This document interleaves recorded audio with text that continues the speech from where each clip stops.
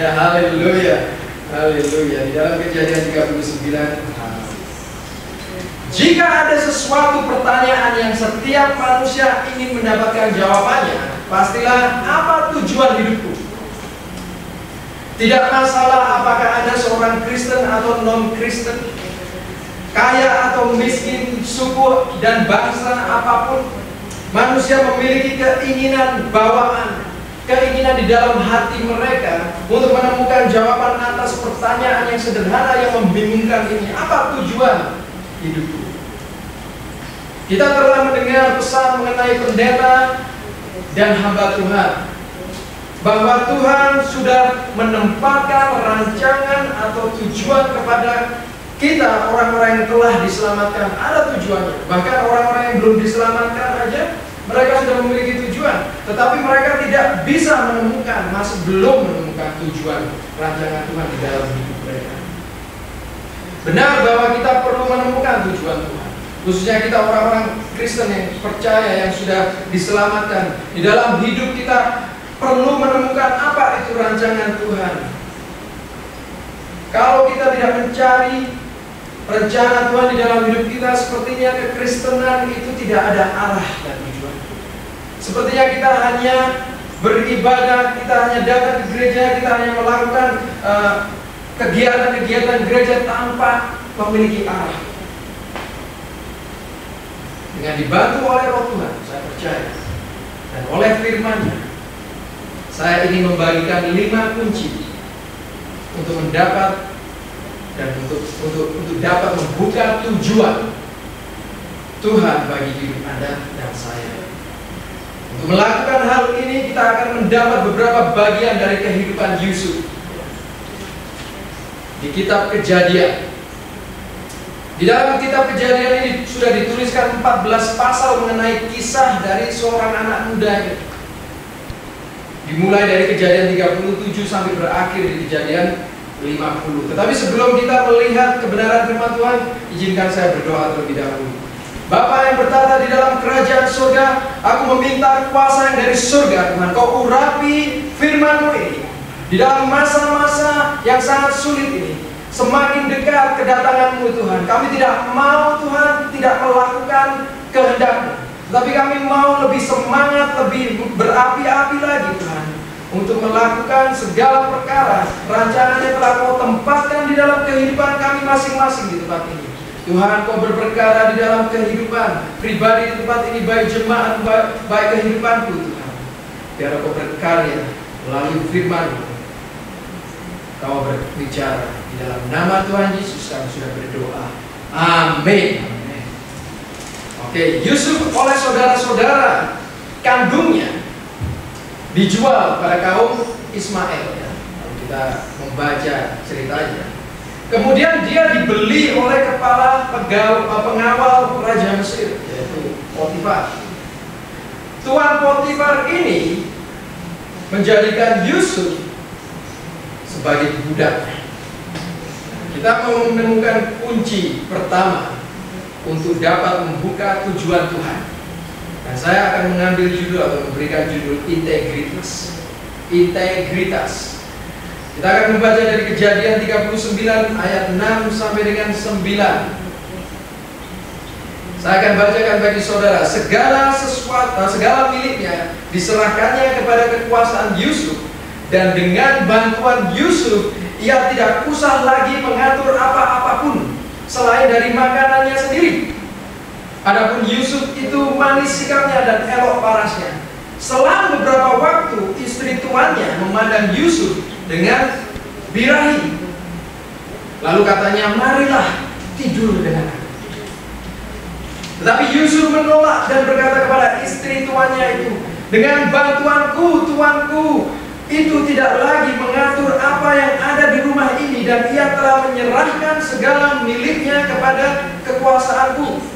Bahkan di rumah ini ia tidak lebih besar kuasanya daripadaku, dan tiada yang tidak diserahkannya kepadaku selain daripada engkau, sebab engkau istrinya.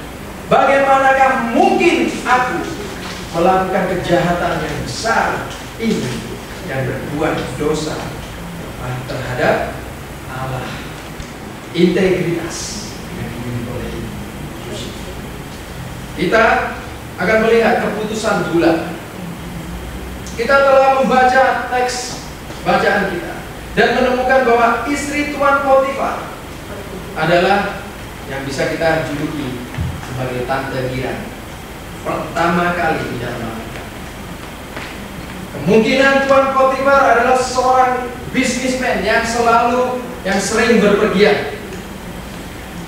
Kita punya situasi sekarang. Seorang suami yang suka berpergian, Potifar. Seorang istri pelajar atau Tante Gira. Dan anak muda yang baik, polos, yang rupawan bentuknya dan alim juga, yang bekerja di sekitar rumah dari Potifar. Ini adalah sesuatu kombinasi yang baik, kan?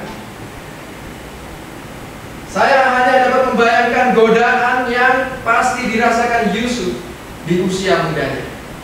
Saya tidak tahu di dalam Alkitab tidak mengatakan berapa usia Yusuf, tetapi Yusuf masih muda.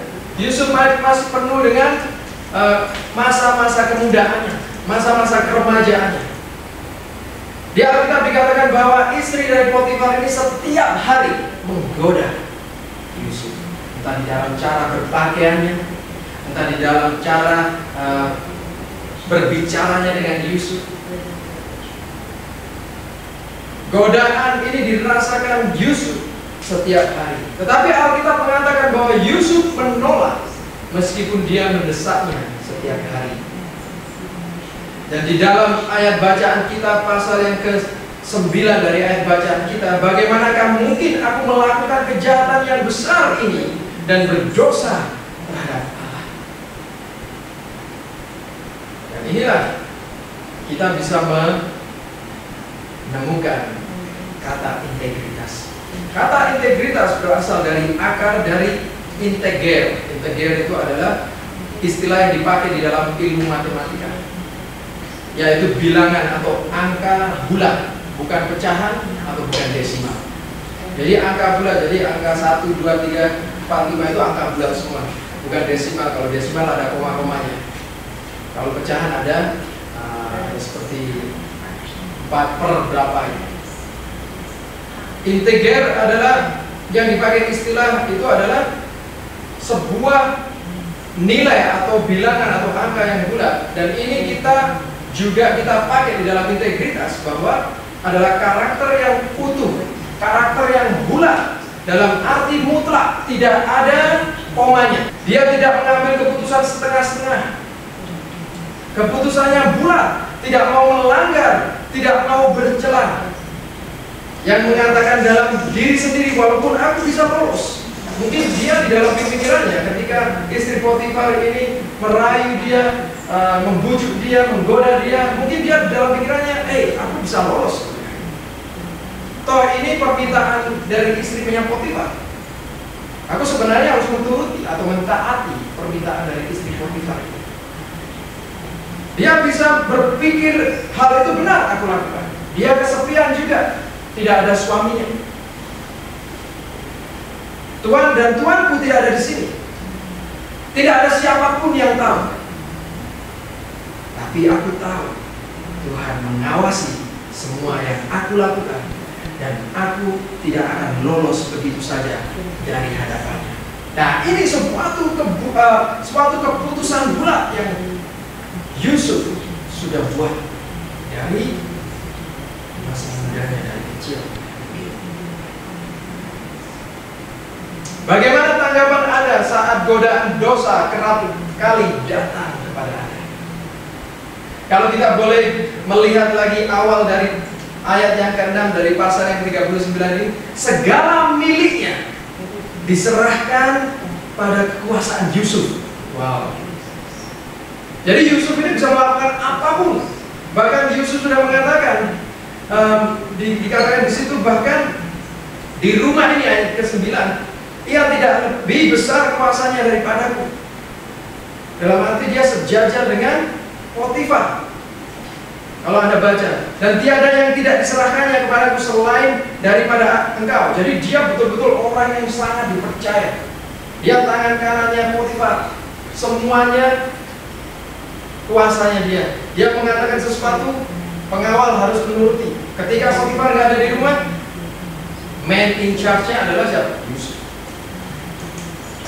Keputusannya apapun Yusuf. Karena itu dia dikatakan segala miliknya diserahkannya pada kekuasaan Yusuf, dan dengan bantuan Yusuf dia tidak usah lagi mengatur apa-apapun selain dari makanannya sendiri. Yusuf memiliki kuasa yang begitu tinggi. Bukankah sekarang ini manusia dari kecil, remaja, muda, dewasa sampai tua pun memiliki kekuasaan sesuai dengan keputusan dan keinginan kita? Khususnya orang-orang yang remaja. Kekuasaan yang didapat di zaman internet dan teknologi. Saya sudah berbicara mengenai itu, saya sudah mengkhotbahkan. Kita memiliki kuasa di dalam tangan kita, apapun bisa kita lakukan. Setiap hari, pagi sampai malam, kita digoda untuk selalu fokus terhadap hal-hal dunia daripada perkara-perkara.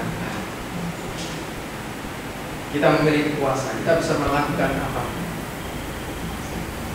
Bisakah Anda mengatakan perkataan tidak kepada godaan dosa di dalam diri Anda, dan memiliki integritas tinggi dalam hidupmu, bahwa aku sudah mengambil keputusan bulat untuk tidak bercerai? Bisakah Anda melakukan? Mungkin Anda bergaul dengan teman-teman Anda, orang-orang dunia. Bisakah Anda mengatakan tidak untuk hal itu? Karena aku sudah mengambil keputusan bulat, aku tidak mau bergaul dengan kalian. Karena tetap keputusanku bulat, tidak bisa dinego, tidak ada alternatif lain, dan tidak ada setengah-setengah.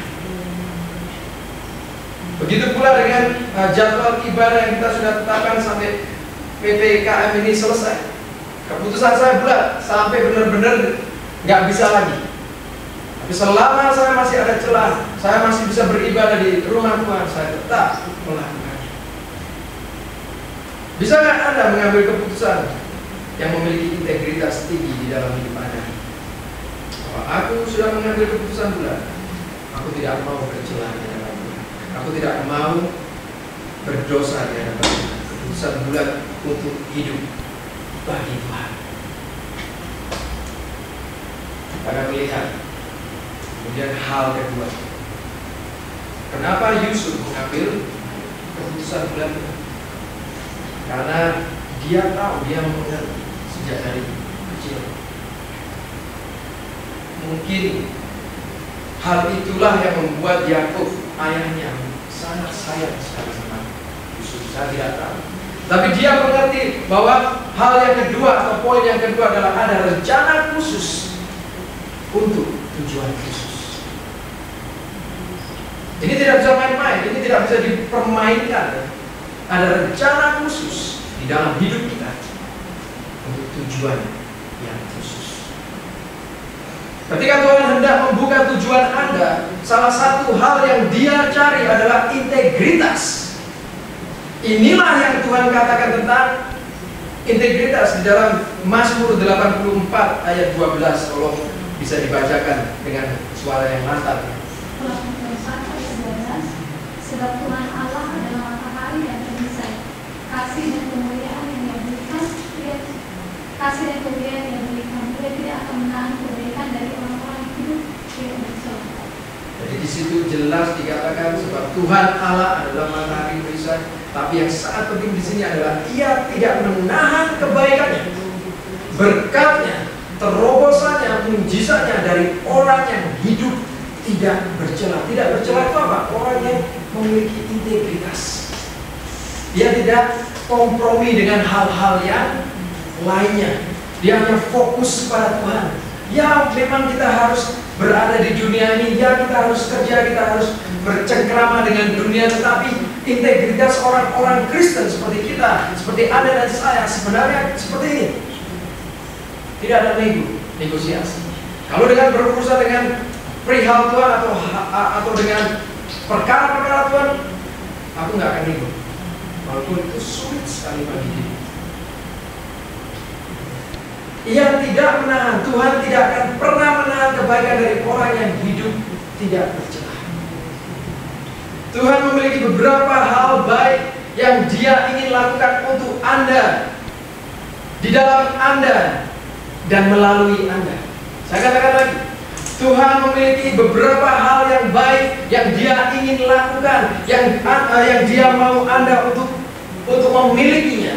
Yaitu apa? Untuk Anda, di dalam Anda, dan melalui Anda.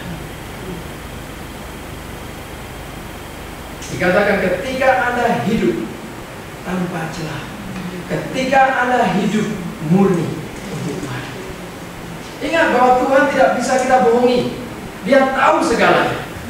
Mungkin orang tua kita tidak tahu, mungkin pastor tidak tahu, mungkin teman-teman Anda tidak tahu, tapi Tuhan tahu semuanya. Ada ayat yang mendukung hidup tidak bercela, yaitu di dalam 2 Tawarikh 16 ayat 9a. Anda bisa mencatat ya. Saya akan bacakan bagi Anda. 2 Tawarikh 16 ayat 9a. Karena mata Tuhan menjelajah seluruh bumi untuk melimpahkan kekuatannya kepada mereka yang bersungguh hati terhadap Dia. Wow, ini luar biasa sekali. Mereka yang bersungguh hati, mereka yang memiliki integritas, mereka yang tidak neko-neko, mereka yang mengatakan ya kepada yang ya, mereka mengatakan tidak kepada yang tidak. Mereka enggak seperti orang yang mungkin tidak bisa mengambil keputusan, masih ragu. Kalau salah dia katakan salah, kalau benar dia katakan benar. Dia tidak orang yang berpolitikus untuk mendapatkan suatu dukungan atau untuk diterima oleh suatu golongan atau pergaulan Anda, atau mungkin diterima oleh teman Anda. Dia tidak, kalau itu salah, itu salah. Tidak ada kebenarannya sama sekali. Walaupun dia harus dihina, walaupun kita harus dicaci maki, kita tahu kebenaran. Jadi itu integritas. Kita kembali lagi kepada ayat tambahan ini, bahwa Tuhan menjelajah seluruh bumi untuk melimpahkan kekuatannya kepada mereka yang bersungguh hati terhadap Dia. Ada ayat juga yang bagus yang sangat membantu untuk integritas ini dalam 2 Timotius 2 ayat 20 sampai dengan 21. 2 Timotius 2 ayat 20 sampai dengan 21.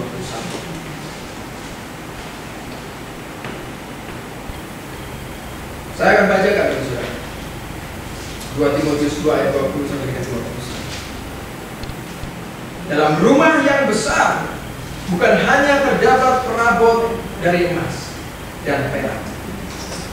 Rumah yang besar bukan hanya melainkan emas dan perak, melainkan juga dari kayu dan tanah. Yang pertama dipakai untuk maksud yang mulia, dan yang terakhir untuk maksud yang kurang mulia.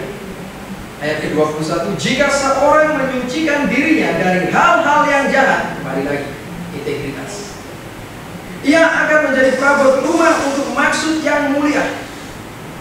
Ia dikuduskan, dipandang layak untuk dipakai tuannya, dan disediakan untuk setiap pekerjaan yang mulia. Anda mengerti nggak? Ketika kita menguduskan hidup kita memiliki integritas penuh kepada Tuhan, kepada integritas yang bulat kepada Tuhan, kita dipakai Tuhan secara luar biasa.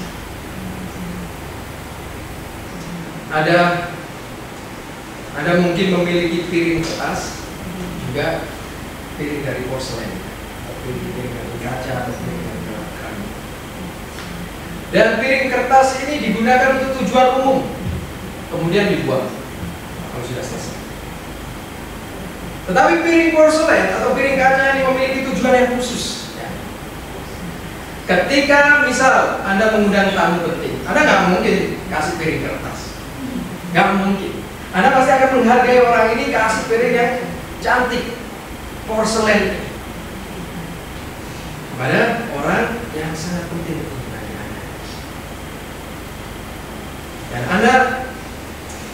Dan inilah maksud dari ayat ke-21 yang tadi kita pelajari. Jika orang yang menyucikan dirinya sendiri, Tuhan akan menggunakan untuk tujuan khusus. Luar biasa. Maka dari itu, kenapa saya poin kedua ini saya katakan rencana khusus untuk tujuan yang khusus. Kalau engkau telah hidup kudus, kau tidak berkompromi dengan dunia. Kau tidak berkompromi dengan hal-hal kejahatan dunia ini, hal-hal yang mencemarkan kekudusan Tuhan. Ini yang terjadi karena Tuhan punya rencana yang mulia baginya.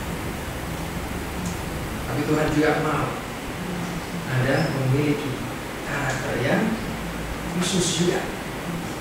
Hanya orang-orang khusus di dalam militer juga, di dalam pekerjaan, di dalam pegawai atau di dalam suatu perusahaan. Hanya orang-orang yang khusus yang dipakai bosnya, seperti Yusuf ini. Dia mempunyai integritas kejujuran yang khusus.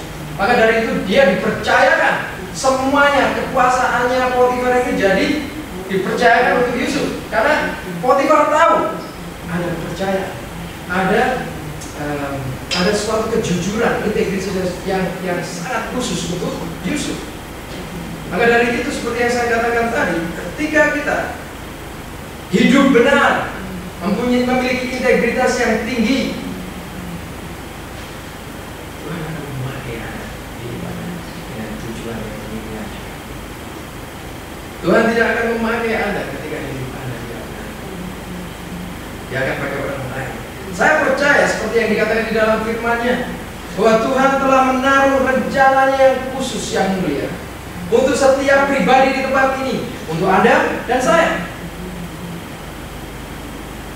Namun dia pertama kali akan memilih orang yang menyucikan hidupnya dengan integritas, mengkhususkan hidupnya untuk Tuhan. Ada ingat ya cerita Daud. Setiap harinya dia berhubungan dengan Tuhan. Setiap harinya dia menyanyikan puji-pujian untuk Tuhan. Hidupnya dikhususkan untuk Tuhan.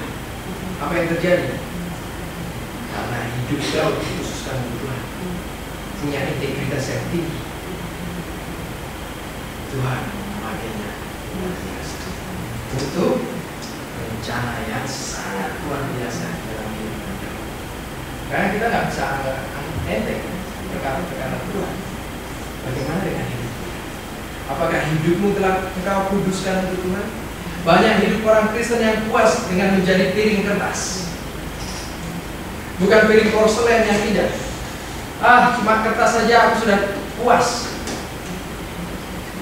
Oleh sebab itu banyak yang tidak bisa membuka rencana Tuhan di dalam hidupnya, karena hidupnya tidak memiliki integritas yang hidupnya mudah goyah. Ada perkataan ini, jadi khawatir. Ada perkataan itu, jadi ikut yang di sana. Tidak ada pendirian, tidak ada kebulatan di dalam keputusan Tuhan. Itu membawa kita kepada pentingnya integritas. Mengapa integritas begitu penting? Mengapa ini adalah kunci yang pertama untuk meng-unlock atau membuka rencana Tuhan untuk hidup kita? Ketika Anda mulai hidup penuh integritas, penuh dengan kemurnian, sesuai dengan keinginan Tuhan agar kita memiliki kualitas karakter yang murni, maka tujuan Tuhan yang mulia akan nyata terjadi. Pasti. Tapi Anda harus memiliki integritas. Jangan main-main dengan dosa. Ketika kita mendapatkan integritas, hal itu kemudian dapat mempengaruhi orang-orang yang dekat dengan Anda.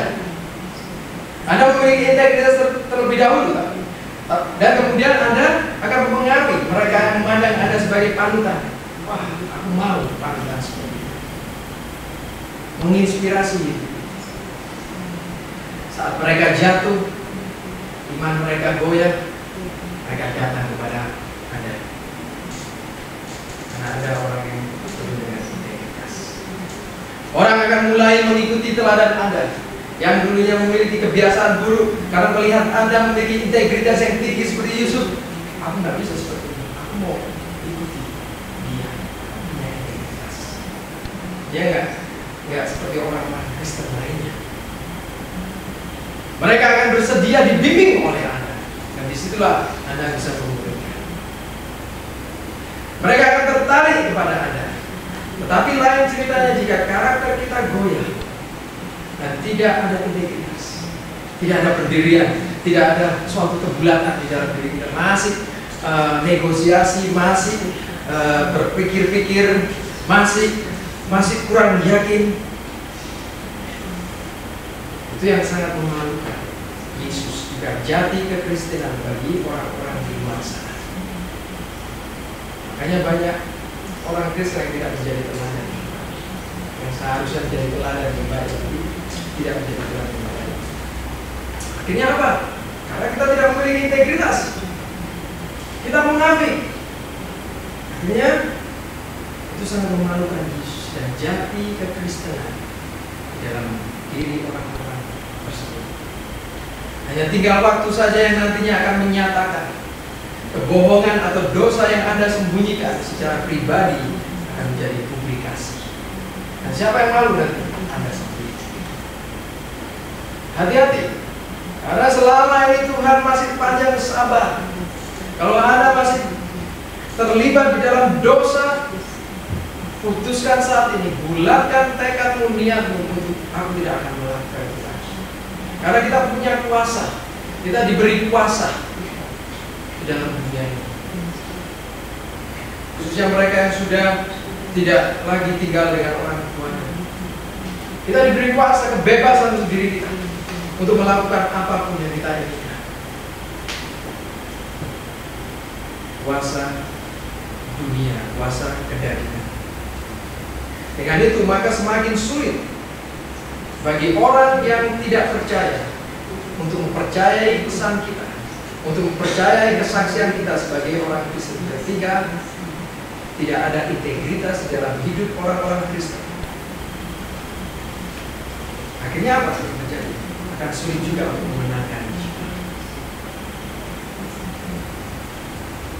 Itulah tujuan mengapa perlu memiliki integritas.